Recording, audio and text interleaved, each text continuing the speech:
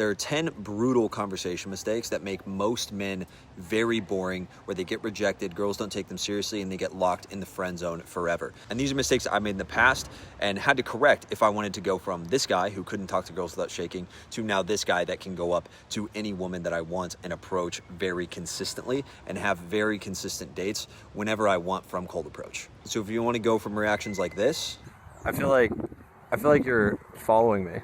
Oh, okay. That's crazy. To reactions like this. Super random. I just saw your whole outfit and vibe, and I thought it was very cool. Thank you so much. So I figured I would come up and say hi. Hi. Yeah, nice to meet you. Nice to meet you. What's the accent? Then you're going to want to watch this video. The first mistake that most guys make is expecting too much from the girl to carry the conversation when they approach. At the end of the day, when you are approaching her. It's not the other way around. Women will have a firewall response, and that should be expected. You should expect a firewall response to happen. You will need to spike her emotions enough to get her in the mood to engage in more conversation with you. If you have these conversations that go 1-2 minutes and nothing really moves forward, it's because you need to spike emotions and take the lead emotionally with the conversation. And one way to fix this is actually just by talking about stuff you want to talk about. I met this girl in the lobby at my apartment complex, and we were standing by like the kiosk, and they have like these coolers with energy drinks, and they can, you can buy them. And what I ended up saying that blew the conversation more wide open was I just got really passionate about how the prices on some of these are fucking crazy. Like some of the ice creams are like $10, but then the energy drinks are like $2.50, like less than you would charge at a gas station. And I just always think that's like super fucking weird at my apartment. Like, I don't know why it's like that. And that was something that I was passionate about, and I was able to show some emotional range by talking about something that I'm genuinely passionate about or have a strong opinion on. The next thing that's an obvious mistake that I think a lot of you guys know you're making is playing it too safe with interview mode. Just asking rapid fire questions with no emotion, no personal stakes in the conversation, no personal input in the conversation. It makes her feel like she's filling out a survey. It's not a very fun thing to do. So if a guy's going to come up to you, interrupt your day, if you want to break out of your boring day-to-day life, you don't want to go through a fucking job interview. So one way that you can fix this, the rapid fire question thing, is replace every other question that you ask with a statement. So instead of, oh, how tall are you? You could say, oh, you're short. Just make an observation about her, or make a cold read, make an assumption about her based on something that you noticed about her appearance. The third mistake is just over-explaining and justifying yourself.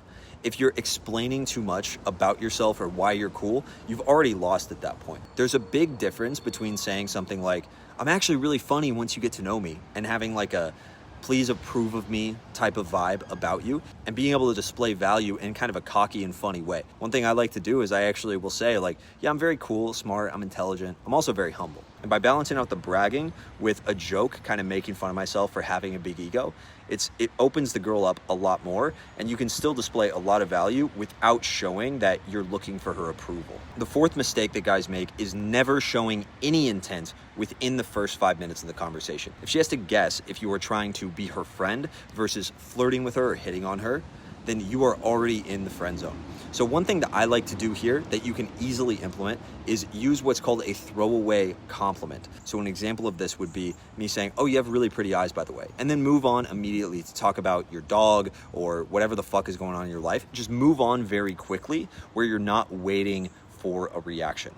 The fifth mistake that most guys make is agreeing with everything that the girl says. You don't have to disagree just for the sake of disagreeing, but there are going to be things that you actually disagree with. If she says she likes sushi and you don't like sushi, be like, ugh, raw fish is fucking gross to me. And then you just move on very quickly. You don't have to sit and debate with her on the merits of whether or not it's good to like sushi, but disagreeing and stating your opinion in a bold, unapologetic way is very, very good. But remember, do not get caught in this trap of debate. You're not there to debate her and win her over and prove that you know what's best or that your opinion is right. You're just there to show her that you're not a puppy dog that's going to go on with whatever she says. The sixth mistake that guys make is no emotional range. So you have a flat tone, poker face, zero emotional spikes, zero energy. And that creates zero chemistry. If you're just talking to a girl like this and keeping it very, playing it safe, that's very hard. So I like to talk about things that I want to talk about. So if I want to talk about some nerdy shit that I'm into at the time, I will talk about it. If I want to talk about my dating business, I'm going to talk about that shit because I'm passionate about social dynamics, dating dynamics, talking to women, all of this kind of nerdy shit that I'm into. That kind of stuff gets me riled up and makes me feel on fire. So if that is for you, some podcasts you listen to that were talking about like health stuff or whatever, you can talk about that. But a lot of guys will talk about what they think is normal, and that's not actually attractive. You want to talk about things that you genuinely want to talk about. So if that's fucking Pokemon, bro, talk about Pokemon a little bit. Be like, yeah, honestly, I love Pokemon. I've always loved it since I was a kid. And if it makes you smile when you talk about it, that's a good sign that it's something you should be talking about and injecting into your interactions. The 7th brutal mistake that guys make is validation fishing. Okay, waiting to see what her reaction is going to be when you make a joke or you show intent. So an example of that would be like me saying, oh, you're really pretty.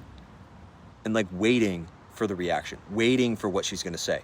The way you fix this is by finding things that you think are fun to talk about. So going back on my last example, talking about things that you think are funny, things that you think are fun to inject into the interaction. And some of this is going to take some trial and error. Looking at like a lot of these POV guys, there's a lot of guys on Instagram and TikTok, guys on social media that post like the POV stuff. I do a lot of that stuff as well.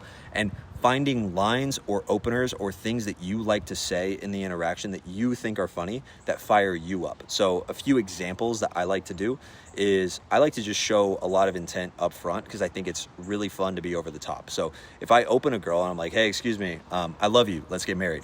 I will say that, and I'll say it super over the top. And from my experience, it's not the fact that I'm showing intent up front. Being direct is technically like not as good of game, but it's the vibe that I bring into the interaction that I'm focused on my own fun. And I said this because I think it'd be funny to say to a random girl, not because I think it's going to work on her.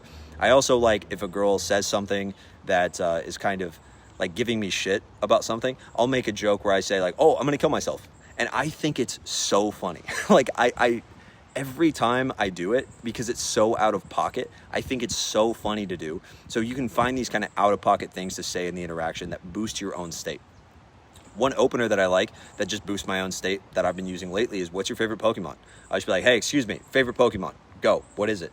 And it starts a conversation, and I think it's funny. I'm not even really that into Pokemon. I haven't seen the show in like 10 years. I never collected the cards, but I think it's like a funny thing to be able to like open with, you know. I just think it's funny. And so because of that, I'm focused on my own state, my own good time. She's going to pick up on that, the law of emotional mirroring that I talk about in this channel. She's going to pick up on my vibe, and she's going to feel like, oh, okay, it would be better for me to break out of my normal gray autopilot day and talk to this guy because he's having fun and I want to have fun too. That's going to be much more attractive and make her, you know, extend the conversation and open up a lot more and break through that firewall response that most girls will give when you do approach.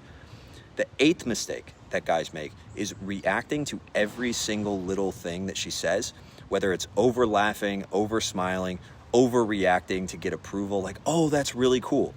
One example of this is after everything she says, oh, nice, oh, nice, oh, that's cool, right? For everything she says, it completely takes out all of the authenticity, and it takes away all the value of you giving her validation later. If you're just everything she says, oh, cool, yeah, I agree, that's awesome, that's awesome, that's awesome, it just comes off like you don't actually have an opinion and you're just saying that to please her. Another example where this shows up is needing to answer every single part of what she just said.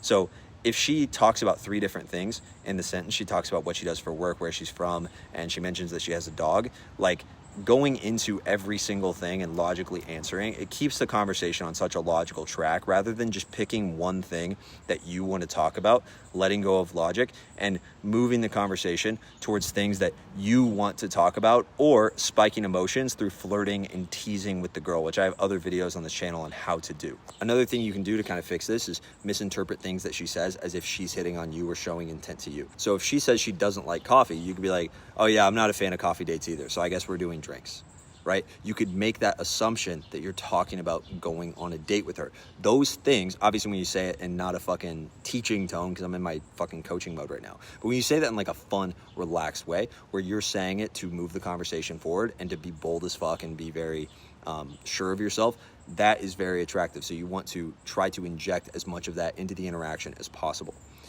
The ninth mistake that guys make that's really brutal and never good is playing it very safe for the entire interaction. If you avoid taking risks in the interaction, you'll never actually trigger attraction and spike her emotions. Women are fueled by, what they find attractive is fueled by emotions, how they feel around you, and not just how they feel, if they feel good or bad, but the variety of emotions that they feel. So you want to create an emotional roller coaster when you talk to the girl. So some examples of risks that you can actually take in the interaction is, one, if she disagrees with you on something or you disagree with her, you can say, oh, see, this is why it would never work between us.